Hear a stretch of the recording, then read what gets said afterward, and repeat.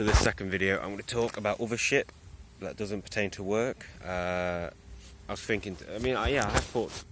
Sometimes I get thoughts throughout the day, and it'd be nice if I could note them down. So I'm trying to recollect some of these thoughts. One of the thoughts was that my first book was pretty pretentious, and I was just like a vocabulary exercise, The second book is more my style of writing, I guess. It's more maybe prosaic, more poetic. That sounds pretentious, a bit cringe, but it's more difficult to read, I guess, and it's more maybe symbolic. I don't know. Yeah, it's more of a style of writing that I enjoy, I guess. I haven't really written much recently, but yeah. And I think this book is also going to be pretty pretentious, and I'm using words almost for the sake of using them at points, and I'm forming sentences so I can use a word. I was reading, I get to read a lot on my shift as well, so at the moment I'm listening to the Dubliners audiobook by James Joyce, and whenever I'm on break, or if I'm early if the boss is late, or we finish early, or it's lunchtime, I'm reading Montaigne's essays. And he was saying today how it's bad to form your sentences and stuff around a word. You should always try to keep the idea and just pick the most suitable words for that idea. You should never make the ideas form around the word. So what I'm saying is, I will have a word that I want to, that I've thought, oh, that's a good word, and it'll be in my mind because, I don't know, for whatever reason, or I'll look on the thesaurus and I'll be like, oh, that's the word I wanted to use, but it doesn't perfectly fit this. But then I'll adapt slightly, but I'll adapt the sentence to use that to encapsulate the word appropriately.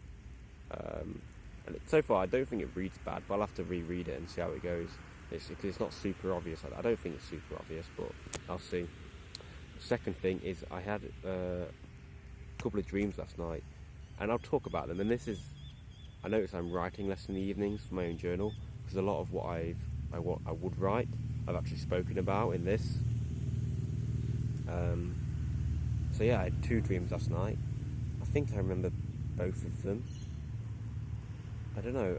I think they were both quite sexual. One of them, I don't remember that was it. The first one, there was a girl I'd met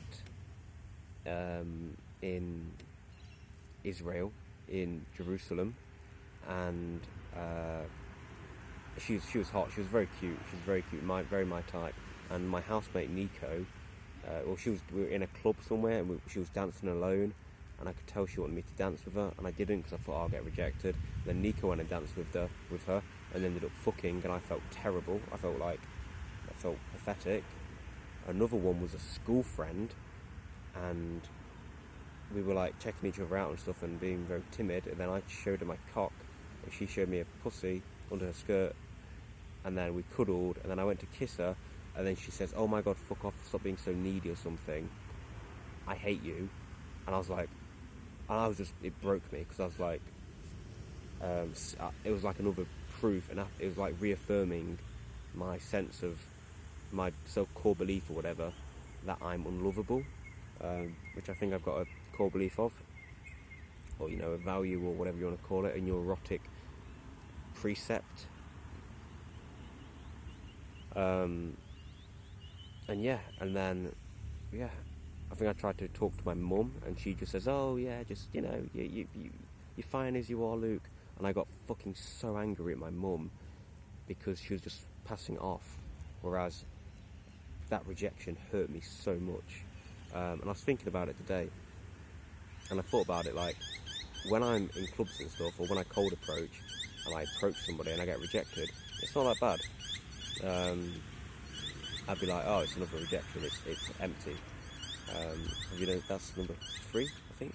3. Daily exercise. That's not me taking the piss either. So yeah, I'll get rejected, and I'll be pretty much indifferent to it, because I guess I expect the rejection. But then with something like that, lovely bit of blood. With something like that, it hurt so much in my dream, because I'd made myself more vulnerable, and it wasn't just like sex, it was more intimacy. And I think it's not just that I'm unlovable or whatever, which I guess it does pertain to that as well, but it's that I'm like, I believe I'm unworthy or incapable of intimacy. And I also noticed it today because I saw a dog, and the dog came up to me, and like the owner said, "Oh, watch out when she jumps because she'll try to cuddle you." And she jumped up and I cuddled her, and this dog was so cute, and it warmed me. And I thought, wow, that's how much I like crave some affection. Because when I go about my day, it's not on my mind, it's just I'm doing my own shit. But if I was around a load of girls, and if I came very close to a girl, then if she got with a guy, it would hurt me, because I know I'd want that. I know I'd want that badly. And I could say, I was thinking then, well, then maybe there's a lot of merit in the red pill in just, going around fucking and all this shit, fucking loads of girls, and love doesn't exist, and love's just a bullshit thing Disney sells you. But philosophically, I mean, the amount that's been written on love in philosophy, and the depth of feeling it can entail, I can't just write it off. And I'm not saying love, but intimacy, that such profound sensation you get through immense vulnerability, which I don't know if I've ever experienced it, but I mean, with my ex, maybe, yeah, I guess, yeah, maybe, yeah. So yeah, it's something I crave, and I guess it's something I feel unworthy of, and I usually never remember my dreams, but because I went to bed, woke up, I remembered them. I went into a light sleep. So yeah, that's interesting. I don't know, it probably says a lot about myself and how I interact with women. A lot of the time I think I can